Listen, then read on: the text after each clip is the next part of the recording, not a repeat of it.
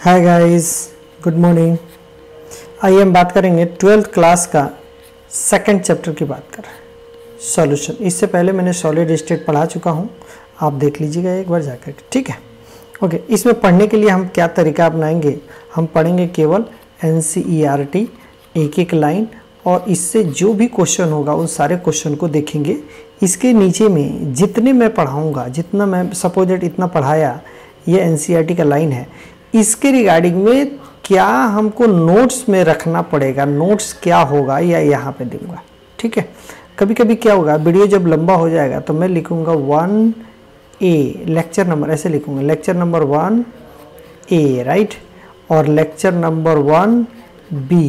अगर आपको NCERT पढ़ना है तो इसे देख लीजिए, अगर आपको लेक्चर के साथ साथ नोट्स देखना है तो इन दोनों को देख लीजिए, अगर आपको केवल लेक्चर देखना है यानी कि नोट्स को देखना तो आप इसे देख लीजिए, ठीक है, ताकि जो आपके लिए काफ़ी इजी हो सके, राइट। ओके, देखते हैं। सबसे पहली बात है सॉल्यूशन। सॉल्यूशन कहते किसको हैं, तो ये देखिए, अगर एक किसी कंटेनर में आपने ऐसे ले लिया वाटर ले लिया, क्या ये सॉल्यूशन कहलाता है? नो, ये प्योर फॉर्म होता है, वाटर है तो प्योर फॉर्म है। उसी तरीके से इस तरीके से अगर ले लिया आपने, इथानॉल ले लिया, क्या ये सॉल्यूशन कहलाता? नहीं, ये भी प्योर फॉर्म है। लेकिन इन दोनों को किसी एक सिंगल कंटेनर में आप मिक्स कर दो तो क्या ये सॉल्यूशन कहलाएगा? एब्सोल्युटली, ये सॉल्यूशन, यही सॉल्यूशन कहलाता है। तो इससे क्या समझ में आया कि सॉल्यूशन उसको बोलते हैं जो दो या दो से ज़्यादा कंपोनेंट को मिक्सअप कर देंगे किसी पर्टिकुलर कंटेनर में, तो उसको क्या बोलते हैं? सॉल्यूशन बोलते हैं, ठीक है। ओके, अब क्या बोलता है कि जो कोई भी, देखिए यहाँ पे मैं पढ़ देता हूँ, in normal life we rarely, मैंने हाइलाइटर से हाईलाइट कर दिया, we rarely come across pure substance. Pure substance जल्दी मिलता नहीं है, यानी कि जो अगर प्योर सब्सटेंस रेयरली मिलता है तो इसका मतलब क्या हुआ, जो मोस्टली क्या मिलता है, मोस्टली क्या मिलेगा, मिक्सचर के फॉर्म में मिलेगा। ये साफ पता चलता है। Mixture in the sense impure form कह दें, इम्प्योर फॉर्म, यस और नो। और इम्प्योर उसी को बोलते हैं जो कि जो प्योर में कोई भी चीजों को मिला देंगे तो ये इम्प्योर बन जाएगा, ये इम्प्योर बन जाएगा, ठीक है। तो इसका मतलब क्या हुआ, जो मोस्टली जो हमारे पास इन्वायरमेंट में मिलता है या नॉर्मल लाइफ में मिलता है, वो क्या मिलता है? मिक्सचर के फॉर्म मिलता है। देखिए लेगा वो, mostly are there mixture containing 2 और मोर प्योर सब्सटेंस, यानी कि 2 या 2 से ज्यादा प्योर सब्सटेंस को मिक्सअप कर देंगे तो जो मिलेगा वो मिक्सचर कहलाता है। अब कहता है their utility and importance are depend on the composition, यानी कि जो इसकी क्या एप्लीकेशन है, क्या इंपॉर्टेंस है, वो डिपेंड करता है जो कंपोजिशन उस मिक्सचर में क्या क्या मिलके बना है, ठीक है। खैर, इसके लिए आपको याद रखने की जो चीजें हैं वो मैं टिक लगा दिया हूं। ये ब्रास है, ब्रास जो होता है कॉपर और जिंक को मिल करके बना जाता है, this is the most important, आपको याद रखना पड़ेगा। उसके बाद से जर्मन सिल्वर है, जर्मन सिल्वर क्या होता है, कॉपर, जिंक और प्लस निकेल को मिल करके बनता है। अब आपको क्वेश्चन देखिए, इसमें कुछ समझाने की चीज नहीं है, इसमें डायरेक्ट आपको याद रखना है जो जर्मन सिल्वर जो होता है उस केस में सिल्वर, जर्मन सिल्वर जो होता है उस केस में आपके पास क्या होता है, copper plus zinc plus Ni nickel, ठीक है, ये 3 मिल करके बनाता है। स्ट्रेट फॉरवर्ड आपको क्वेश्चन जब भी पूछेगा स्ट्रेट फॉरवर्ड पूछ देगा। नेक्स्ट बात करते हैं ब्रॉन्ज के बारे में। जो ब्रॉन्ज किससे क्या होता है, तो ब्रॉन्ज के केस में भी आप देख सकते हैं कॉपर और टीन को मिलकर ब्रॉन्ज बनता है। ओके, अब यहाँ पे एक छोटा सा चीज आता है 1 ppm, ये देखिएगा लिखा है 1 ppm। 1 ppm का मतलब होता है, पहली बात है ppm का मतलब पार्ट्स पर मिलियन, आप जानते हैं? नहीं जानते हैं तो इसी चैप्टर में कंसंट्रेशन टर्म में हम बताएंगे। वैसे आपको मोल कंसेप्ट के लास्ट कंसंट्रेशन चैप्टर होता है उसमें भी पढ़ना होता है। खैर, 1 ppm अगर फ्लोराइड आयन है, फ्लोराइड आयन इसको बोलते हैं, these are the fluoride ion, यानी कि जैसे कि NaF है तो ये क्या हो जाएगा भैया, ये टूटेगा तो क्या हो जाएगा, सोडियम आयन में टूटेगा, और ये टूटेगा तो क्या बोला, फ्लोरीन आयन में टूटेगा। तो ये फ्लोराइड आयन की बात कर रहा है कि अगर वाटर है, इस वाटर में अगर फ्लोराइड आयन प्रेजेंट है, क्या प्रेजेंट है, फ्लोराइड आयन, कितने के बराबर, 1 ppm। क्वेश्चन आपको ये बनता है सर 1 ppm क्या कहलाता है, तो मैं बताऊंगा जो 1 ppm क्या कहलाता है, यानी कि फ्लोराइड आयन प्रेजेंट होता वाटर में 1 ppm के बराबर, 1 ppm के बराबर, तो वो टूथ को प्रोटेक्ट करता है, प्रोटेक्ट करता है, यानी कि जी क्या बोलते हैं, प्रोटेक्ट करेगा, यानी कि जी इसको बचा कर रखे। देखिए प्रिवेंट लिखा हुआ ना, ये लिखा हुआ प्रिवेंट टूथ डीके, यानी कि डीके, ये देखिएगा 1 पार्ट पर million of fluoride ion in water prevent tooth decay, यानी कि आपके दांतों को खत्म होने से, यानी कि दांतों को खराब होने से बचाएगा। वाइल, ठीक है। नेक्स्ट लिखा वाइल 1.5, अब देखिए क्या कहता है, 1.5 ppm अगर होगा तो उस केस में ये आपके लिए मोटेल्ड बना, MOTTLED, मोटेल्ड बना देता है। जैसे कि ये देखिए while 1.5 ppm cause to tooth to become a mottled, यहाँ लिखा हुआ मोटेल्ड लिखा हुआ, and high concentration of fluoride ion can be poisonous, यानी कि जे अगर 1 ppm है तो आपको प्रोटेक्ट करेगा, 1.5 है तो मोटेल्ड कर देगा, और 1.5 से ज़्यादा होगा तो एज ए पॉइजन की तरह काम करेगा। ये 3 चीज़ें आप समझे, ठीक है। जैसे कि एग्जाम्पल में दिया हुआ है सोडियम फ्लोराइड, यहाँ देखिए sodium fluoride is a rat poison, यानी कि चूहे मारने का दवा जो होता है उसमें सोडियम फ्लोराइड NaF मिलाया जाता है, यानी कि फ्लोराइड आयन होता है, वो पॉइजन की तरह काम करता है, ठीक है। एक होता है intravenous injection are always dissolve in water containing. अब देखिए इंटरवेनस में यहाँ पे बता देता हूँ, इंटरवेनस का मतलब, पहले कुछ चीजें मैंने वहां पे देखे, कुछ चीजें का डायग्राम बताता हूँ आपको, मैंने फिगर बताता हूँ कैसे होता है। देखिए जैसे ब्रास है, जर्मन सिल्वर है, ब्रॉन्ज है, इसके बारे में मोटेल्ड है, इन सब चीजों के बारे में मैं थोड़ा सा आपको यहाँ दिखा दूँ। देखिए सी हियर, ये कॉपर है आप जान गए, ये ब्रास है, ये ब्रॉन्ज है। देखिए इन तीनों के केस में कलर का डिफरेंस काफी कम है, इसलिए आपको कंपोजिशन ही याद रखना है। ये ब्रास बनता है तो कैसे बनता है, कॉपर बनता है तो कैसे बनता है, ब्रॉन्ज बनता है तो कैसे बनता है, दैट्स ऑल, ठीक है। इस केस में 1 ppm होगा आपके लिए फ्लोराइड आयन, इस केस में 1 ppm से ज्यादा होगा, इस केस में 1 ppm से और ज्यादा होगा, यानी कि, और इस केस में 1.5 ppm होगा, ठीक है। अगर 1.5 ppm से भी ज्यादा होता तो वो क्या हो जाता है, पॉइजन हो जाएगा, पॉइजन की तरह शो करेगा, ठीक है। चलो अब देखते हैं इंटरवेलेंस, ये इसको बोलते हैं it's German silver, German silver. आप कभी देखेंगे जाकर के मार्केट में देखते होंगे तो ऐसे जर्मन, इसको जर्मन सिल्वर बोलते हैं।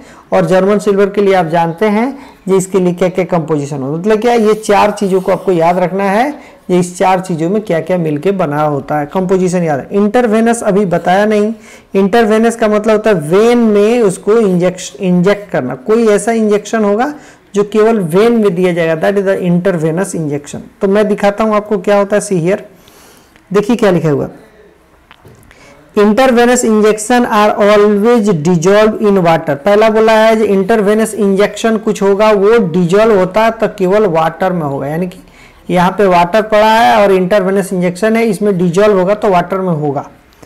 कंटेनिंग सॉल्ट, अब ये वाटर में जो बोलता है तो कहता है सॉल्ट, यानी कि NaCl, सपोज दैट Na+ होगा, Cl- होगा, मतलब कोई भी सॉल्ट प्रेजेंट होना चाहिए। एट पर्टिकुलर आयन, अब कहने का मतलब सॉल्ट ही प्रेजेंट है, इसमें बहुत ज्यादा अगर हमारे पास आयन होंगे तो भी दिक्कत हो जाएगा। ऐसा क्यों कहा गया है, जो इंटरवेनस जो होता है इंजेक्शन वाटर में ही डिजॉल्व होता है एट ए पर्टिकुलर कंसंट्रेशन। वही क्यों कहा जाता है, क्योंकि ये देखिए यहां लिखा हुआ है containing salt particular ion concentration, right, that match with blood plasma concentration. यानी कि देखिए मैं यहां पे दिखा दूं, ये जो कंसंट्रेशन होता है, सी हियर, ये जो कंसंट्रेशन होता है ये ब्लड प्लाज्मा होता है। कंसंट्रेशन जो होता है, these are the blood plasma, these are the blood, ठीक है, ये ब्लड है। इसके लिए उसके बाद से ऊपर वाला जो पोर्शन दिखाई दे रहा है, these are the blood plasma, इसका कुछ ना कुछ कंसंट्रेशन होगा और इसी कंसंट्रेशन के मैच करेगा, अब तभी हम वेन में दे सकते हैं। इंजेक्शन यहाँ जो दिया जाता है, ये इंजेक्शन जो दिया जा रहा है जब प्लाज्मा का जो कंसंट्रेशन होगा वही कंसंट्रेशन आप इंजेक्ट जो करने वाले हैं, इंजेक्शन जो देने वाले हैं, इसमें जो फिलअप किए हुए हैं, इसमें जो रखे हैं इंजेक्शन में, ये तो इंजेक्शन ऐसा ही कुछ होता है। तो इसमें जो इंजेक्शन, इसमें जो कंसंट्रेशन है और इसका कंसंट्रेशन, प्लाज्मा का कंसंट्रेशन, इसका कंसंट्रेशन शुड भी सेम होना चाहिए, तभी आप इंटरवेनस इंजेक्शन, यानी कि तभी उसको इंटरवेनस इंजेक्शन कहते हैं और तभी आप वेन में इंजेक्ट कर पाएंगे। ठीक है, ठीक है, एंड सो ऑन। बाकी चीजें तो इस केस में और कुछ हमको देखने की जरूरत नहीं है, आपको बताने की जरूरत नहीं है, देखते हैं जरूरत पड़ेगा तो। ये सारी चीजें बता दिया। ये प्लाज्मा का कंसंट्रेशन होगा, इंटरवेनस इंजेक्शन जो होता है तभी हम वेन में इंजेक्ट लगा सकते हैं। वेन में इंजेक्शन का मतलब यहाँ पे होता है, ये मोटल केस होता है, ये माइल्ड होता है, ये देखिएगा मॉडरेट होता है, ये होता है सीवियर केस होता है। इसके लिए आप चारों चीजों के लिए कंपोजिशन आपको याद रखना है। ठीक है, राइट। नेक्स्ट बात करते हैं इन दिस चैप्टर। अब देखिए क्या बोलता है इन दिस यूनिट, इसका मतलब क्या, जरूर कुछ ना कुछ इंफॉर्मेशन की बात कर रहे हैं क्योंकि इस यूनिट के बारे में बोलता है। देखिए we will consider mostly liquid solution, यानी कि जो हम इस चैप्टर में जो पढ़ेंगे मोस्टली लिक्विड सॉल्यूशन होगा, यानी कि सॉल्यूशन तो होगा लेकिन वो कौन सा फॉर्म में होगा, लिक्विड सॉल्यूशन में। पहला बात बोला है। दूसरा क्या बोलता है एंड देयर फॉर्मेशन, यानी कि ये लिक्विड सॉल्यूशन का फॉर्मेशन कैसे होता है, यानी कि पानी मिला दें, शुगर मिला दें तो ये लिक्विड का फॉर्मेशन हो जाएगा। ठीक है, पानी मिला दें, वाटर सॉल्ट मिला दें तो लिक्विड सॉल्यूशन हो जाएगा। खैर, तो ये बोलता है इस चैप्टर में हमको पढ़ना है consider mostly liquid solution and there formation के बारे में पढ़ना है। This will be followed by the studying of the properties of solution। इस चैप्टर में हम बात करेंगे ये जो सॉल्यूशन मिला इसमें प्रॉपर्टीज क्या है इसके बारे में, प्रॉपर्टीज। ठीक है, प्रॉपर्टीज के बारे में, किसका, सॉल्यूशन की प्रॉपर्टी। अब प्रॉपर्टीज में क्या क्या पढ़ना है मुझे इसके बारे में, तो ये लिखा हुआ लाइक वेपर प्रेशर, ये लिखा हुआ, यानी कि पहला प्रॉपर्टी वेपर प्रेशर। दूसरा क्या बोलता है, और vapour pressure and colligative property. अब देखिए एक वेपर प्रेशर कह रहा है, एक बोलता है कोलिगेटिव प्रॉपर्टी। इसका मतलब कि ये वेपर प्रेशर अलग हो, कोलिगेटिव प्रॉपर्टी अलग हुआ। ठीक है, तो कोलिगेटिव प्रॉपर्टी में क्या होता है, वेपर प्रेशर तो ठीक है, वेपर प्रेशर कुछ अलग होगा। एंड लिखा है, एंड कोलिगेटिव, इसका मतलब कि इसमें चार टाइप का होता है। एलिवेशन इन बॉइलिंग पॉइंट, जैसे कि RLVP पढ़ना होता है, ऑस्मोटिक प्रेशर भी पढ़ना पड़ता है, ऑस्मोटिक प्रेशर की बात पढ़ना होता है। उसके बाद से आपके पास एलिवेशन इन बॉइलिंग पॉइंट पढ़ना होता है, उसके बाद से डिप्रेशन इन फ्रीजिंग पॉइंट पढ़ना होता है। ये चार चीज़ें पढ़ना है। ये एलिवेशन नहीं, ये relative lowering in vapour pressure, these are the relative, यानी कि चार, इस कोलिगेटिव प्रॉपर्टी में चार प्रॉपर्टी हमको पढ़ना है और वेपर प्रेशर भी पढ़ना है कैसे होता है। इस चैप्टर में कुछ भी इंफॉर्मेशन याद रखने की चीज़ नहीं है।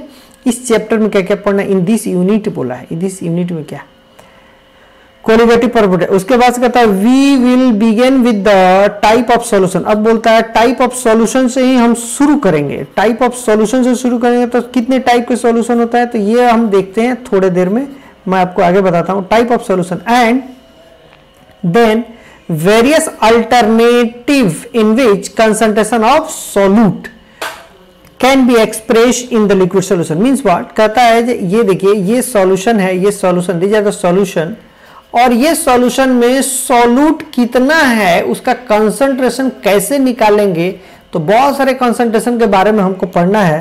तो ये ओवरऑल मिला करके यहां से लेकर के यहां तक का ये पूरी तरीके से यही बात बता रहा है कि इस यूनिट में मुझे क्या पढ़ना है। तो हमको क्या क्या पढ़ना है, एक एक करके बीट बाय बीट चीजों को मैं आपको समझाऊंगा, बताऊंगा कैसे कैसे करना है। और कहता है कि हम जब शुरू करेंगे तो टाइप ऑफ सॉल्यूशन से शुरू करेंगे। ये एनसीईआरटी मैं समझा रहा हूं आपको, एक एक बीट बाय बीट समझाने का कोशिश कर रहा हूं ताकि आप चीजों को समझ सकें। राइट, कहीं पे भी डाउट होगा तो आप कमेंट सेक्शन में जरूर मुझे कमेंट कीजिएगा। राइट, नेक्स्ट बात करते हैं। देखिए एनसीईआरटी में 2.1 टाइप ऑफ सॉल्यूशन में हम बात करते हैं सॉल्यूशन आर होमोजीनियस मिक्सचर, यानी कि ये क्या कहता है, हम पढ़ रहे हैं सॉल्यूशन क्या कहा है, सॉल्यूशन में कहता है जो दो कंपोनेंट यानी कि टू कंपोनेंट्स हो, यानी कि टू हो, या जैसे कि ए यहाँ पे हो गया, बी यहाँ पे हो गया, इन दोनों को मिक्सर कर देंगे एक कंटेनर में, तो हमारे पास ए और बी हो जाएगा, तो ये सॉल्यूशन कहलाता है। यानी कि या ए बी सी कुछ भी मोर देन टू या मोर देन टू कितना भी कंपोनेंट को मिक्सअप कर देंगे तो जो बनेगा वो सॉल्यूशन कहलाएगा। लेकिन क्या लिखा है यहाँ पे देखिए, solution are homogeneous mixture of two और मोर देन टू कंपोनेंट, यानी कि दो या दो से ज्यादा कंपोनेंट को मिक्स करते हैं तो कहता है जो सॉल्यूशन आर होमोजेनियस। इसका मतलब यहाँ पे दो या दो से ज्यादा कर दिया तो ये सॉल्यूशन बना दिया। अब कहता है जी ये आर होमोजीनियस होना चाहिए, यानी कि होमोजीनियस। भैया होमोजीनियस मिक्सचर होगा, सॉल्यूशन आर होमोजीनियस मिक्सचर, यानी कि सॉल्यूशन जो बनेगा तो जरूर, लेकिन वो होमोजीनियस मिक्सचर होगा। और वो कितना से बनेगा, वो दो या दो से ज्यादा कंपोनेंट का होगा। अब देखिए यहाँ पे हमारे पास टर्म आता होमोजीनियस, एक टर्म और आता है हेट्रोजीनियस। तो अब देखिए होमोजीनियस क्या होता है, हेट्रोजीनियस सॉल्यूशन मिक्सचर क्या होता है, उसके बारे में मैं थोड़ा सा और आगे इसके जस्ट नीचे अगला स्लाइड में मैं दिखाता हूं। नेक्स्ट क्या दिखा है, by homogeneous mixture we mean that it's composition, ये देखिए ये पॉइंट जो मैंने हाईलाइट किया है वो, it's composition and property are uniform throughout the mixture. अब देखिए क्या बोला है, ये देखिए प्रॉपर्टीज एंड, ऐसे कर दीजिए, यहां से कर दीजिए, इसको हटा दीजिए। क्या बोलता है, it's composition and property are uniform throughout the mixture. देखिए मैं बता रहा हूं, यहां पे ऐसे डाल दो, यहां पे मैं मान लेता हूं सॉल्ट डाल दो। आप सॉल्ट डाल दिया आपने, क्या हो गया, सॉल्ट को आप फिल्टर आउट कर सकते हैं क्या, नहीं, एकदम आसानी से घुल गया इसमें पूरी तरीके से। तो होमोजीनियस मिक्सचर तो ये हो गया हमारे पास। अब कहता है क्या, ये इसकी प्रॉपर्टी पूरी तरीके से यूनिफॉर्म। तो देखो यहां से एक ड्रॉप निकालो, यहां से निकालो, यहां से किसी भी ग्लास से आप निकाले, आपको लग रहा है जी इसमें कोई नई बात तो नहीं है, भाई सब जगह तो एक ही होता है। तो हेट्रोजीनियस का केस जब देखेंगे तो एक इक्वल नहीं होता है, लेकिन होमोजीनियस का केस कहता है होमोजीनियस मिक्सचर और हेट्रोजीनियस मिक्सचर में डिफ्रेंशिएट करने का यही तरीका है कि जो एक सॉल्यूशन ऐसे लो और यहाँ पे कुछ मिला दें तो यहाँ पे हर जगह सेम टाइप के मिलेंगे। लेकिन ये देखो हेट्रोजीनियस की बात करें, अभी इसमें ऑयल डाल दो, ऑयल मैं अभी बताता आगे चल के, ऑयल डाल दिए या यहाँ पे सेंट पार्टिकल डाल दो, क्या आपके पास हर जगह कंसंट्रेशन सेम मिलेगा, नहीं। ऊपर वाला से अगर उठाएंगे, एक ड्रॉप उठाएंगे तो पता चलेगा ऑयल का कंटेंट ज्यादा मिल गया, नीचे वाला से निकालेंगे तो पता चलेगा केवल वाटर मिल गया, यहाँ पे पता चलेगा जो बीच में से निकाले तो वो भी वाटर मिल गया। यानी कि ऊपरला सरफेस पे वाटर का और ऑयल का हल्का फुल्का मिक्सचर मिलता है, बाकी नीचे में केवल वाटर, क्योंकि जो ऑयल का डेंसिटी कम होती है तो ऊपर ही फ्लोट करता है। राइट।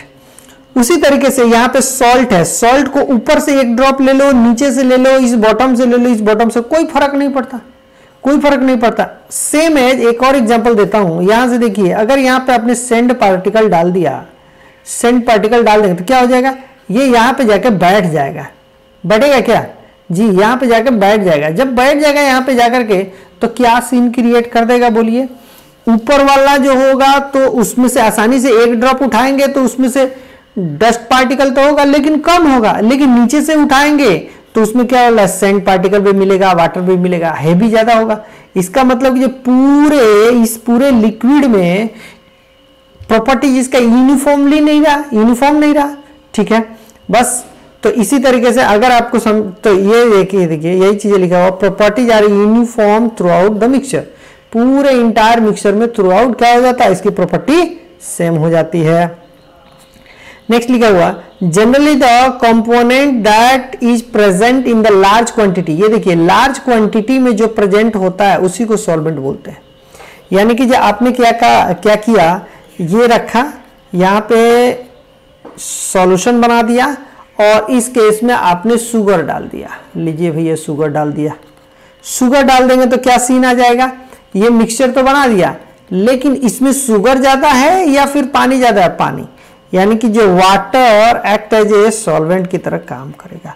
तो वाटर को अगर सॉल्वेंट बोलेंगे तो इसमें शुगर जो है वो क्या होगा, तो शुगर जो होगा वो होगा सॉल्यूट। दो टर्म आता है और इसी दो टर्म से मिल करके हमको क्या बनता है, सॉल्यूशन बनता है, एक सॉल्वेंट एक सॉल्यूट, तो जो ज्यादा अमाउंट में है दैट इज द सॉल्वेंट, और जो कम अमाउंट में उसको सॉल्यूट बोलते हैं। तो कम अमाउंट में क्या होगा, शुगर होगा। ठीक है, इसी तरीके से आप शुगर हो, सॉल्ट हो, कुछ भी ले लेते हैं। तो is known as the solvent, यहां पे बोल दिया। अब कहता है solvent determine the physical state of the solution, मतलब क्या। अब देखिए यहाँ पे ये ऐसे है, आपको यहाँ पे ऐसे पड़ा हुआ है, आपको पता ही नहीं है जी इसमें क्या क्या है, आपको कुछ भी नहीं बताया गया, आपको ऐसे सॉल्यूशन दे दिया गया। तो अब कहेंगे जी सॉल्वेंट की प्रॉपर्टी कैसा होगा, या सॉल्वेंट कैसा है, लिक्विड है, सॉलिड है, गैस है। तो अब देखिएगा ये सॉल्यूशन का फिजिकल नेचर क्या है। फिजिकल नेचर बोले तो क्या, आंखों से देख करके आप इसको फील करके आप ये देख सकते हैं जी, अच्छा ये लिक्विड फॉर्म में, आपने सपोज दैट जो आंख बंद की है उसमें एक घुट पिया, उसके बाद से लिक्विड है, लिक्विड है तो आप क्या कहेंगे, जो सॉल्वेंट मस्ट बी लिक्विड ही होगा। यानी कि क्या समझ में आया, जो लिक्विड सॉल्यूशन किस फॉर्म में एग्जिस्ट करता है वही डिटरमाइन करता है कि सॉल्वेंट किस फॉर्म में इसमें इस्तेमाल किया गया है। यस और नो, ठीक है। तो यही लिखा हुआ सॉल्यूशन एग्जिस्ट जिसमें करता है, तो ये लिखा हुआ सॉल्वेंट डिटरमाइन, यानी कि solvent determine the physical state in which solution exist, यानी कि ये सॉल्यूशन किस फॉर्म में एग्जिस्ट करेगा, सॉल्वेंट डिटरमाइन करेगा। या फिर ये कहें जो सॉल्वेंट अगर जिस फॉर्म में एग्जिस्ट कर रहा है तो आप सॉल्वेंट के बारे में बता सकते हैं। सॉल्यूशन किस फॉर्म में एग्जिस्ट कर रहा है, लिक्विड है, सॉलिड है, गैस है, जिस फॉर्म में एग्जिस्ट करेगा उसी फॉर्म में सॉल्वेंट होगा। या यूं कहें जो सॉल्वेंट आपने लिक्विड ले लिया तो सॉल्यूशन क्या होगा, मस्ट बी लिक्विड। सॉल्वेंट आपने गैस ले लिया, सॉल्यूशन क्या होगा, मस्ट बी गैस हो जाएगा। Right, okay. उसके बाद क्या लिखा है, मोर वन और more component present in the solution, solution में एक या एक से ज्यादा प्रेजेंट है तो ऑब्वियस सी बात है कि केवल वाटर होता तो प्योर फॉर्म में हो जाता, लेकिन आपने क्या किया, वाटर भी डाला, आपने क्या किया, शुगर भी डाला। तो कहता है एक या शुगर भी डाल दिया, सॉल्ट भी डाल लो भाई, सॉल्ट भी डाल दो, शुगर भी डाल दिया और वाटर तो डाला ही डाला। अब इसमें केस में क्या बना दिया आपने, एक सॉल्यूशन बना दिया। तो कितने कंपोनेंट से मिलकर सॉल्यूशन में, 3 कंपोनेंट, वाटर भी है, शुगर भी है, सॉल्ट भी है ना। तो तीनों कंपोनेंट का मिक्स किया तो 2 कंपोनेंट जो होता है, देखिए एक चीज बता रहा हूं, सॉल्वेंट ऑलवेज एक ही होगा। सॉल्यूट जो होता है 2 हो, 3 हो, 4 हो, जितने हो सकते हैं, कोई दिक्कत नहीं है, लेकिन सॉल्वेंट मस्ट बी 1 और उन सब में 4, 5, 2, 3 जितने कंपोनेंट से मिलके वो बना है उसमें से जो सबसे ज्यादा अमाउंट में होगा दैट इज द सॉल्वेंट होगा, और other than solvent that is the solute. यही चीजें लिखा हुआ यहाँ पे, other than solvent are called solute, यानी कि सॉल्वेंट के अलावा जो कुछ भी उसमें प्रेजेंट है सबको सॉल्यूट बोलते हैं।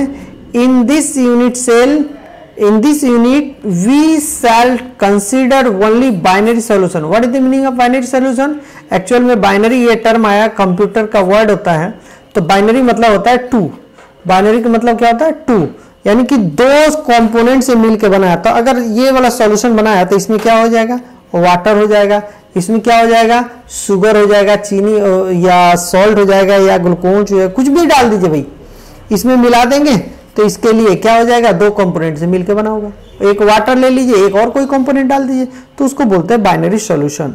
ठीक है, अब यहां पे देखिए binary solution that is considering of 2 component, 2 component को कंसीडर करना है, इसके लिए बाइनरी सॉल्यूशन में यही चीजें लेगा, that is considering of 2 component. Hear each component में बी सॉलिड, दोनों कंपोनेंट सॉलिड हो सकते हैं। सपोज दैट सॉलिड को सॉलिड से मिला दें तो सॉलिड सॉल्यूशन बन जाएगा, लिक्विड को लिक्विड से मिला दें लिक्विड सॉल्यूशन बन जाएगा, गैस को गैस से मिला दें तो गैस सॉल्यूशन बन जाएगा। बट ये एग्जांपल दिया हुआ है जे सॉलिड टू सॉलिड या सॉलिड से लिक्विड या लिक्विड से गैस आर समराइज। अब मैं तीनों टाइप की चीजों को बताता हूं, आप सॉलिड से सॉलिड भी मिला सकते हैं, सॉलिड में गैस मिला सकते हैं, सॉलिड में लिक्विड मिला सकते हैं, सबका एक टेबल लिखा हुआ है, ये लिखा हुआ है समराइज इन टेबल। देखिए समराइज इन टेबल के बारे में क्या लिखा है मैं दिखाता हूं आपको। ओके, इससे पहले यहां पे देखिए होमोजीनियस मिक्सचर था, तो होमोजीनियस के साथ साथ एक हेट्रोजीनियस भी मिक्सचर होता है। इसको कौन सा होमोजीनियस कौन सा हेट्रोजीनियस, देखिए होमोजीनियस मिक्सचर का मैं एग्जांपल दे दिया हूं आपके सामने यहाँ पे। जैसे सपोज दैट ये वाटर है, ये वाटर यहाँ पे ये ग्लास में वाटर भी है, आपने लेमन जूस यहाँ से डाल दिया तो वो आसानी से मिक्सअप हो गया, कोई दिक्कत नहीं है। तो वही चीजें लिखा हुआ है कि सॉल्यूशन ऑफ सॉल्ट हो, सॉल्यूशन बोल दिया इसका मतलब कि एक्वस, अगर कुछ नहीं दिया तो हम मानेंगे वाटर, एक्वस को ही वाटर को ही एक्वस बोलते हैं, यानी कि सॉल्यूशन ऑफ सॉल्ट हो या शुगर हो इन वाटर में, ठीक है। कफ सिरप हो, कफ सिरप मेडिसिन में जाते हैं तो कफ सिरप जो मिलता है उसमें भी वाटर क्या है और केमिकल क्या है उसको अलग नहीं कर सकते, दैट इज द होमोजीनियस होता है। होमोजीनियस मतलब कि सिंपल मेथड से उसको अलग नहीं कर सकते। ये लिखा हुआ कप ऑफ कॉफी, ये देखिए ये कप ऑफ कॉफी के केस में यहाँ पे है जिसको आसानी से अलग नहीं कर सकते हैं। माउथ वॉश के केस में, अब देखिए यहाँ पे एक चीज है, perfume are homogeneous mixture of chemical and dyes. इसका मतलब क्या हुआ, परफ्यूम जो आपने यूज करते हैं उसमें क्या क्या पड़ा हुआ है, केमिकल पड़ा हुआ है और डाइज पड़ा हुआ है, केमिकल पड़ा हुआ है प्लस डाइज पड़ा। इसका मतलब क्या हुआ, इन दोनों का ऐसा मिक्सचर होता है जो दोनों में से किसी को भी अलग नहीं कर सकते हैं, that is the homogeneous mixture, जो मैंने आपको लिख दिया, ठीक है। नेक्स्ट बात करते हैं हेट्रोजीनियस मिक्सचर। हेट्रोजीनियस मिक्सचर में क्या होता है, देखिए solution of water and sand particle. Obvious सी बात है, सेंट पार्टिकल को कितने भी चम्मच से मिला दें, थोड़ी देर के लिए छोड़ दें, शटल डाउन होकर के नीचे जाकर बैठ जाएगा, तो ये तो होमोजीनियस नहीं हुआ। होमोजीनियस कब बोलते हैं, जिसकी प्रॉपर्टी जो होती है यूनिफॉर्म होती है, यूनिफॉर्म होते हैं। प्रॉपर्टी क्या होती है साहब, बिल्कुल यूनिफॉर्म होती है। इसकी यूनिफॉर्म नहीं होगी, चूंकि शटल डाउन हो जाएगा तो नीचे में ज्यादा बालू हो जाएगा, सेंट पार्टिकल हो जाएगा, ऊपर में कम हो जाएगा। ओके, नेक्स्ट बात करें solution of oil and water, यानी कि ये ऑयल और वाटर को आप जानते हैं, कभी भी पानी में ऑयल को डालेंगे तो ये देखिए फ्लोट करते रहता है, ऊपर में फ्लोट करते रहता है। नेक्स्ट बात करते हैं वाटर एंड चॉक पाउडर। कोई भी चॉक पाउडर है, बोर्ड पे जो लिखा जाता है चॉक, उसको पाउडरी फॉर्म में चाहे उसी को डाल दें सॉलिडिफाइड फॉर्म में, जब सॉल्यूशन बन जाएगा उसको पूरी तरह से चला देंगे, सॉल्युबल हो जाएगा। थोड़ी देर के लिए जब छोड़ देंगे ना तो जाकर के नीचे में सटल डाउन हो, ऐसे सटल डाउन हो जाएगा, तो that is the not a homogeneous mixture, यानी कि इसको क्या बोलते हैं हम लोग, हेट्रोजीनियस मिक्सचर बोलते हैं। यही चीजें डायग्राम में लिखा हुआ है, heterogeneous solution of oil and water. एक ग्लास में मैंने पानी लिया, ऊपर से मैंने ऑयल डाल दिया और मैं आपको दिखा दिया क्या सीन है, ठीक है।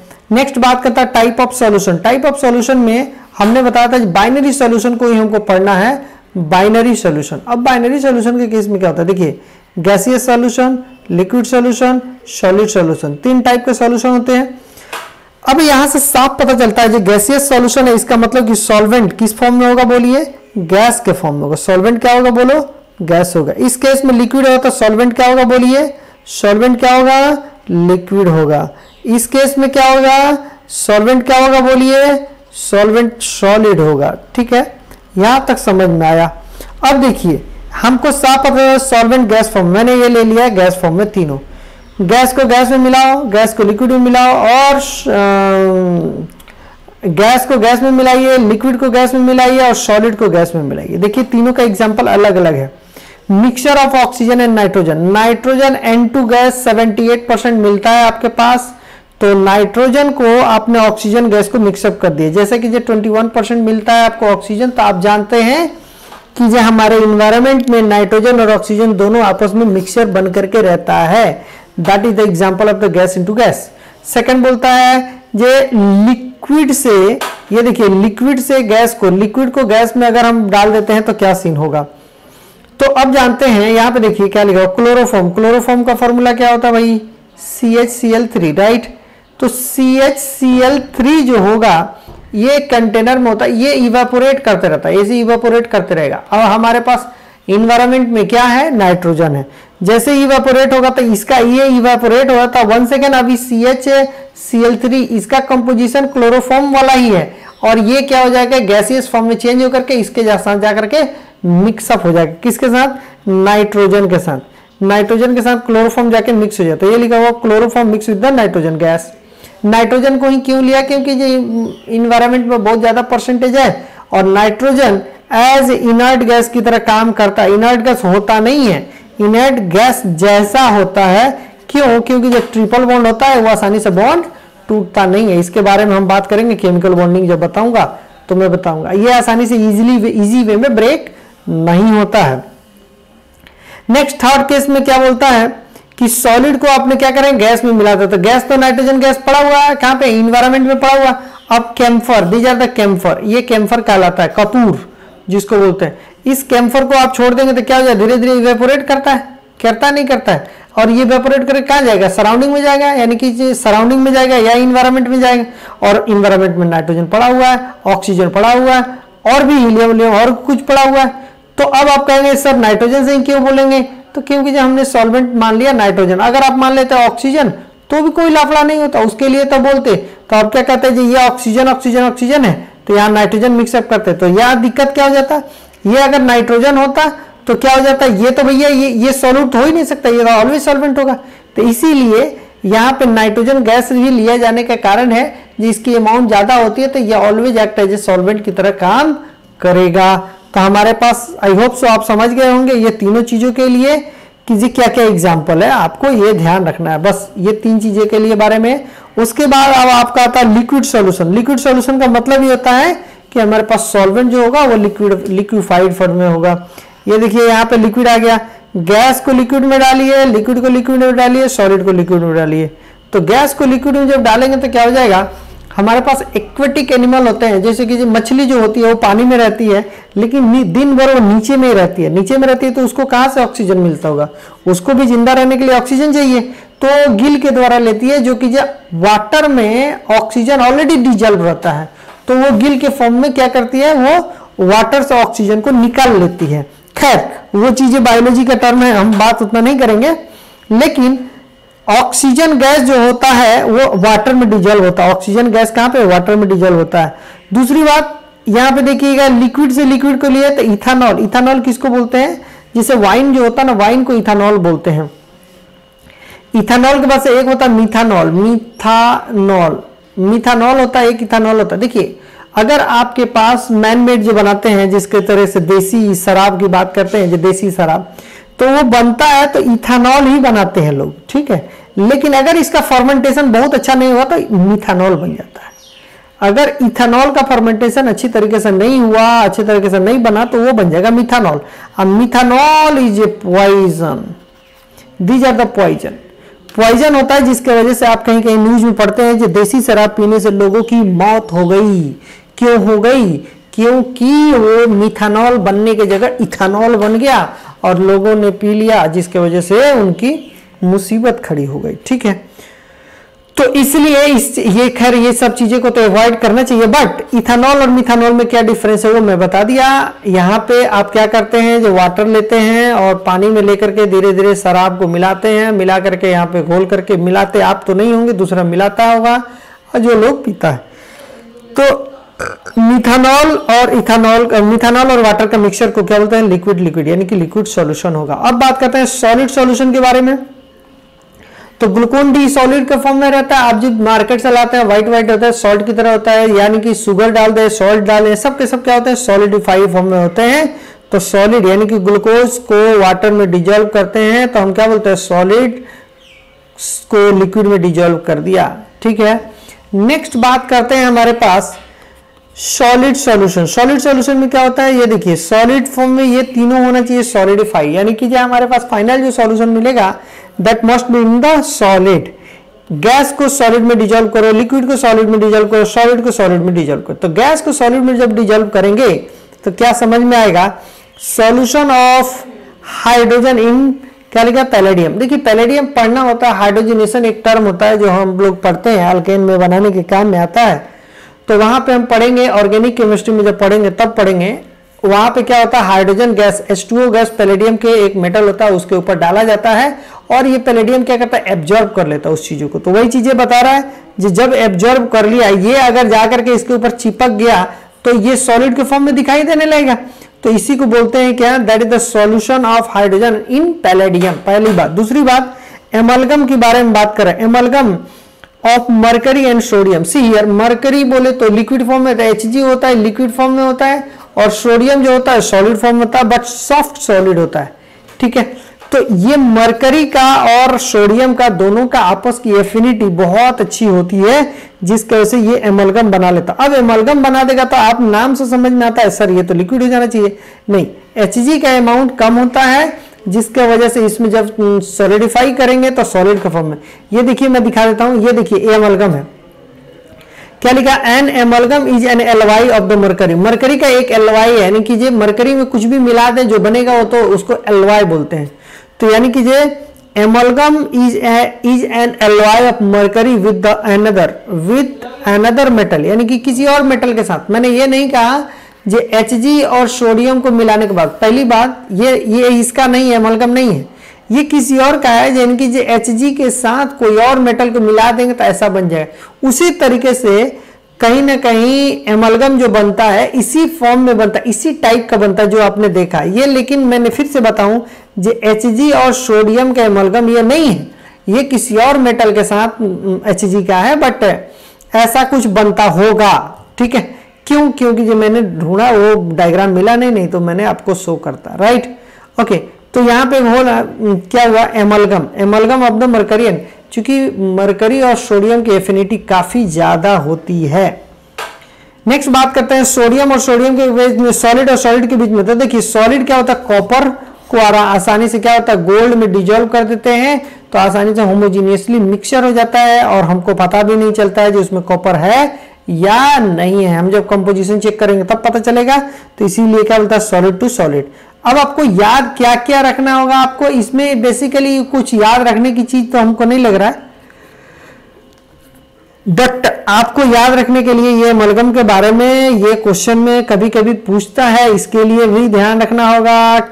ये क्लोरोफॉर्म के बारे में याद रखना होगा आपके पास, कैम्फर के बारे में थोड़ा सा ध्यान रखना होगा, दैट्स ऑल। बाकी और चीजें आपको बहुत अच्छे से समझ में आ जाएगा। ओके सी, हमने अभी तक में जितनी सारी चीजें को पढ़ा, हमने एनसीईआरटी को पूरे वहां तक ले देख लिया, एक बीट बाय बीट हमने देखा एनसीईआरटी में क्या क्या है, उसका क्या क्या मीनिंग है। अब मैं क्या कर रहा हूं, मेरा क्या पढ़ाने का तरीका है, जो एनसीईआरटी आपको पढ़ाया उतने जो पढ़े उसके रिगार्डिंग आप नोट्स में क्या लिखेंगे, आप कॉपी में क्या लिखेंगे। आपके पास हर वक्त आप नोट्स को पढ़ते जाएंगे तो आप, चूंकि आप लर्नर हैं, आपको टाइम लगता है उस चीजों को पढ़ने में। जब जब एनसीईआरटी पढ़ेंगे तब तब आपको लगेगा सारे पॉइंट इंपॉर्टेंट है, सारी चीजें इंपॉर्टेंट है, तो फिर से आप लाइन से पढ़ने लगे। तो सो प्लीज उसके लिए मैंने यहाँ पे किया क्या कि आपको मैं जो नोट्स लिखाऊंगा, जो क्लास में लिखा, तो मैं तो एनसीईआरटी कभी क्लास में नहीं बताता, लेकिन अभी जो मैं बता रहा हूं आपको सहूलियत के लिए, आपके इजी के लिए पहले एनसीईआरटी बताता हूं, उसके रिगार्डिंग नोट्स में क्या क्या लिखना चाहिए, इन सारी चीजों को मैं नोट्स में लिख दिया। अगर एनसीईआरटी को आप एक बार पढ़ लिए, उसके बाद से अगर आप नोट्स को पढ़ते हैं तो आपके लिए काफी हेल्पफुल होगा, ठीक है। तो ये देखिएगा नोट्स में क्या लिखना है आपको। पहली बात, सॉल्यूशन को हेडिंग दीजिएगा, लिखेंगे A solution is a homogeneous mixture of two or more substances in which individual component will lose their identity and cannot be separate in pure form by the simple method. Means what? ये देखिए, अगर यहाँ पे आपने क्या किया, ये water लिया, केवल वाटर है, ये ओनली वाटर है, आपने इस केस में क्या मिला दिया भाई, सॉल्ट मिला दो। आपने जब सॉल्ट मिला देंगे तो क्या सीन आएगा आपके पास, ये कंप्लीटली मिक्स हो जाएगा, पूरा मिक्स हो जाएगा, that is the homogeneous mixture. इसको बोलते हैं होमोजीनियस मिक्सचर। आप तो इतना जान गए, ठीक है। जब होमोजीनियस मिक्सचर आप जान गए और कहता है जी इसकी प्रॉपर्टी जो होती है यूनिफॉर्म होती है, ये भी हम जानते हैं, पढ़ चुके हैं। तो यहां से एक ड्रॉप ले, यहां से एक ड्रॉप ले, यहां से एक ड्रॉप ले, यहां से एक ड्रॉप ले, यहां से कहीं से भी एक ड्रॉप ले लेंगे तो क्या हो जाएगा, जो यहां का कंसंट्रेशन होगा वही कंसंट्रेशन यहां का होगा। यस और नो, बोथ आर सेम, ठीक है। अब क्या कहता है इस केस में कि हमने क्या किया, जो इसमें पानी डाला तो पहले वाटर का प्योर फॉर्म था, हमने क्या डाला, इसमें सॉल्ट डाला, तो ये क्या था, प्योर फॉर्म था सॉल्ट का, इसका आइडेंटिटी था सॉल्ट, इसका आइडेंटिटी था वाटर। जब दोनों को मिक्स कर दिया आपने, वाटर को और सॉल्ट को मिक्स कर दिया, तो क्या किसी भी चीजों का आइडेंटिफिकेशन रह पाएगा, नहीं। अब इस केस में क्या मिल गया, सॉल्ट प्लस वाटर, यानी कि सॉल्ट प्लस वाटर मिल गया। तो ये नहीं सॉल्ट रहा, ये जो सॉल्यूशन है ये नहीं सॉल्ट रहा और नहीं सॉल्ट रहा, नहीं वाटर रहा, दोनों में से कुछ नहीं रहा, अब ये बन गया सॉल्यूशन। तो इसीलिए बोलता है जो इंडिविजुअल आइडेंटिटी, यानी कि जो वो आइडेंटिफाई का आइडेंटिटी क्या था उसकी, कि जी ये वाटर है, उस सेकंड क्या था, ये सॉल्ट है, लेकिन दोनों को मिक्स कर दिया तो नहीं सॉल्ट रहा नहीं वाटर रहा, अब क्या हो गया, सॉल्ट वाटर का मिक्सचर हो गया, तीसरा फॉर्म बन गया mixture of the salt water, ठीक है। तो अब सॉल्यूशन, तो आपके पास दो मिक्सचर बना दिया तो उससे सॉल्यूशन बना, सॉल्यूशन बनने के बाद से लार्ज क्वांटिटी में जो होता है उसको सॉल्वेंट बोलते हैं, मैंने लिखा दिया था। तो लार्ज अमाउंट जो होता है उसको सॉल्वेंट बोलते हैं और स्मॉल अमाउंट होता है जो कि ये सॉल्यूट बोलते हैं। इसे एनसीईआरटी में भी इस पॉइंट को दिखा हुआ था। अब देखिए कहीं कहीं बोलता है ना 40% इथानॉल, बाकी कुछ नहीं देगा, ये वाला नहीं देगा, ये वाला मैं आपको समझाने के लिए दिया 40% इथानॉल। इसका मतलब साफ पता चलता है जो 60% कुछ होगा।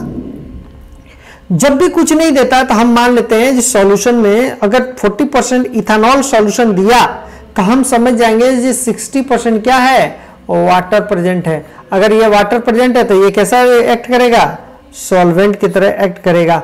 तो ये 40% इथानॉल कैसा एक्ट करेगा, सॉल्यूट की तरह एक्ट करेगा। ठीक है, ये सॉल्यूट की तरह एक्ट करेगा, राइट। अगर बोलता है 60% इथानॉल, कुछ भी नहीं दिया है तो हम मान लेंगे क्या, अगर चूंकि सॉल्यूशन का चैप्टर है तो जब भी कुछ नहीं दिया होगा, अगर एक्वस सॉल्यूशन लिख दिया तो हम मानेंगे कि उसमें सिर्फ और सिर्फ वाटर ही है। अगर कोई भी सॉल्वेंट मिलाएगा तो बाकी सॉल्वेंट का नाम देगा, लेकिन अगर वाटर मिलाएगा तो उसका नाम नहीं दे सकता है। तो यहां पे क्या लिखेंगे आप, वाटर कर देंगे। अब बोलिए वाटर कितना परसेंट है, ओनली 40%। इस केस में इथानॉल कितना परसेंट है, 60%। किसकी अमाउंट ज्यादा है, ये 60%। दैट इज ये कैसा एक्ट करेगा, ये कैसा एक्ट करेगा, एज ए सॉल्वेंट की तरह एक्ट करेगा। तो ये कैसा एक्ट करेगा, एज ए सॉल्यूट की तरह एक्ट करेगा। यानी कि जो अमाउंट ज्यादा होगा उसी को लेंगे। वो लिक्विड है, सॉलिड है या गैस है, उससे हमको कोई मतलब नहीं है। जो हेवी अमाउंट में होगा, लार्ज अमाउंट में होगा, दैट इज कॉल्ड सॉल्वेंट। ठीक है, अब 50% इथानॉल, तो आप जानते हैं 50% इथानॉल है तो 50% क्या होगा, वाटर होगा। आप किसी को भी सॉल्यूट ले लीजिए, किसी को भी सॉल्वेंट ले लीजिए, कोई फर्क नहीं पड़ता, क्योंकि दोनों के दोनों क्या है, इक्वल क्वांटिटी में है। रूल नंबर 1 में बोला है जे सॉलिड को हमने लिक्विड में मिला दिया, लिक्विड इज ए सॉल्वेंट, तो हमारे पास सॉल्यूशन क्या हो जाएगा, सॉल्वेंट के जैसा हो जाएगा। यानी कि सॉल्वेंट लिक्विड है तो लिक्विड होगा सॉल्यूशन, यस और नो। मैंने इससे पहले बात किया था, सॉल्यूट को मिला तो वही चीजें लिखा हुआ, solvent is in same phase as the solution. Solution जिस फेज में होगा उसी फेज में सॉल्वेंट भी होगा, ये एकदम फिक्स है। सॉलिड हो, लिक्विड हो, गैस हो, जिस फेज में फाइनल सॉल्यूशन मिलेगा उसी फेज में सॉल्वेंट होगा, दैट इज द फिक्स। अब देखिए ग्लूकोन डी यानी कि ग्लूकोज और वाटर, इन दोनों को आपस में मिक्स करेंगे तो लिक्विड हो जाएगा। तो वाटर को तो हेवी अमाउंट में लेते हैं, यानी कि ज्यादा अमाउंट में, that the solvent, this is the solute. और फाइनल सॉल्वेंट का जो नेचर होता है वही सॉल्यूशन का नेचर होता है, तो ये भी कैसा होगा, लिक्विड फॉर्म में होगा, yes sir, no, yes. Next बात करते हैं, लिक्विड को लिक्विड में मिला देते हैं तो क्या होगा भाई, लिक्विड हो जाएगा, जिसकी वजह से लिक्विड अगर ये लिक्विड ज्यादा, अब तो हमको ये देखना है ना जो लिक्विड ज्यादा कौन सा है, ये ज्यादा है कि ये ज्यादा। जो ज्यादा होगा उसको सॉल्वेंट मानेंगे, जो कम होगा उसको हम क्या बोलेंगे, एज ए सॉल्यूट मानेंगे। ठीक है, तब देखिए वाटर 1 मोल है तो ये सॉल्यूट हो गया, और C2H5 9 मोल है तो ये सॉल्वेंट हो गया पहला। अगर इसी वाटर को 9 मोल ले लिया, यानी कि ये 9 मोल ले लिया और इसी को 1 मोल ले लिया तो ये सॉल्यूट हो जाएगा और ये सॉल्वेंट हो जाएगा। क्वेश्चन ये बनता है जी सर क्या वेट के फॉर्म में ले लूं, वॉल्यूम के फॉर्म में ले लूं, मोल के फॉर्म में ले लूं, जिस फॉर्म में दोनों दिया होगा उसी फॉर्म में जो ज्यादा होगा उसी को बोलते हैं। अब क्योंकि मैंने क्या बताने का कोशिश क्यों किया, क्योंकि यहाँ पे देखो अगर इथानॉल है, इथानॉल के लिए यहाँ पे देख लीजिए ये इसके लिए मोलर मास कितना हो जाएगा बोलो, तो 2 × 12 + 5 नहीं +6 प्लस कितना लिख दूं मैं 16 and that is equal to 24 + 6 + 16 and that is equal to 46। ठीक है, 46 ग्राम। इस केस में देखो क्या लिखा हुआ है 18 ग्राम है ना, 18 × 9 करो कितना हुआ, सॉल्वेंट ज्यादा अमाउंट हो गया, इसके लिए जब मल्टीप्लाई करें तो कितना होगा 46 ग्राम हो जाएगा। ठीक है, तो इस तरीके से हमारे पास जिसका अमाउंट ज्यादा होगा दैट इज द सॉल्वेंट, जिसका अमाउंट कम होगा उसको हम क्या बोलते हैं, सॉल्यूट बोलते हैं। ठीक है, ओके। अब देखिए यहीं तक आज हम पढ़ेंगे, हमने इतना ही पढ़ा ओवरऑल मिला करके। होमोजीनियस मिक्सचर क्या है, हेटेरोजेनियस मिक्सचर क्या है, इसके बारे में मैंने डिस्टिंग्विश नहीं किया, क्योंकि जो होमोजीनियस हेटेरोजेनियस जैसे बता देंगे, आप 11th क्लास से पढ़ते आ रहे हैं, चूंकि 11th में पढ़े होंगे 10th में पढ़े होंगे, तो उसके लिए अब रिक्वायरमेंट नहीं होती है, जबकि जो एनसीईआरटी में जो चीजें, अब ये कॉपी में लिखा हूं मैं, कॉपी में जो मैंने नोट्स बना दिया, आपको नोट्स दे दिया। अब इसको ये बस इतना ही, यही 2-3 पेज जो है इसी को आप लिखेंगे, ये इतना ही लिखेंगे, बिट बाय बिट मैं बहुत अच्छे से कराऊंगा आपको। ये सब चीज लिखने के बाद, कॉपी में लिखने के बाद आप एनसीईआरटी को एक बार उठा करके पढ़ेंगे, उसके साथ साथ में ये कॉपी को पढ़ेंगे, और कॉपी को सेकंड टाइम से कॉपी पढ़ेंगे, एनसीईआरटी को नहीं पढ़ेंगे तो भी चलेगा, क्योंकि उसमें उससे बहुत सारी चीजें जान गए हैं। ये बेसिक चीजें थी, इसलिए थोड़ा सा आपको लग रहा है कि इसमें कंटेंट तो कुछ है ही नहीं। इसके आगे वाला जब भी आएगा उसमें अच्छा खासा कंटेंट होगा। और ये सब करने के साथ साथ हम चलेंगे एनसीईआरटी के एक एक पॉइंट, एक एक एग्जाम्पलर, एक एक क्वेश्चन को हम करेंगे और देखते रहेंगे। आपको वीडियो अगर अच्छा लगे, अगर कंटेंट आपको अच्छा लगता है, अगर ये हेल्पफुल है आपके लिए, तो प्लीज़ आप लाइक कर दीजिएगा, कमेंट कीजिएगा और उन बच्चों तक पहुंचाइएगा जिन बच्चों के लिए वाकई में रिक्वायरमेंट है, क्योंकि जी बहुत सारे ऐसे बच्चे हैं कि जे उनके लिए फ्री में कोई वीडियो नहीं मिलता, पैटर्न वाइज एकदम एक सीक्वेंस में। मैं जो भी पढ़ाऊंगा बिल्कुल सीक्वेंस में पढ़ाऊंगा। आज मैं सॉल्यूशन चैप्टर स्टार्ट किया हूं। At the end every day I am saying every day आपके लिए एक वीडियो लेक्चर जाएगा ही जाएगा, ठीक है। मैंने एक चीज और डिस्कस करना था, मैं लेक्चर नंबर 1A होगा, लेक्चर नंबर 1B होगा, तब होगा जब अगर ये लेक्चर सपोज दैट एनसीईआरटी अगर एनसीईआरटी का लेक्चर सपोज दैट बड़ा हो गया तो मैं उसको 2 पार्ट में स्प्लिट कर दूंगा, ठीक है। सेकेंड वाला में हमने नोट्स प्रोवाइड कर दूंगा, नोट्स का दे दूंगा, सेकेंड वाला में नोट्स दूंगा। सेकेंड लेक्चर अगर suppose that lecture number 1-2A हो गया तो मैंने लेक्चर नंबर 2B अगर लेक्चर नंबर ये बहुत बड़ा हो गया तो इसको अलग। राइट नाउ मैंने लेक्चर नंबर 1 ही रखूंगा, लेक्चर नंबर 1 रखूंगा, इसलिए कि मैंने ये नोट्स भी कवर किया और एनसीईआरटी भी कवर किया, एक ही लेक्चर में मैंने कवर कर दिया। अगर बहुत बड़ा लेक्चर होगा तो मैं इसको स्प्लिट कर दूंगा। हमने फिर से बता दिया lecture number 1A, lecture number 2A, lecture number 3A, ये जितने सारे A टर्म आएंगे वो सब एनसीईआरटी के होंगे। Lecture number 1B, lecture number 2B, lecture number 3B, जो भी है लेक्चर आएंगे वो सब के सब नोट्स होंगे, ठीक है। तो चले, okay, thank you so much.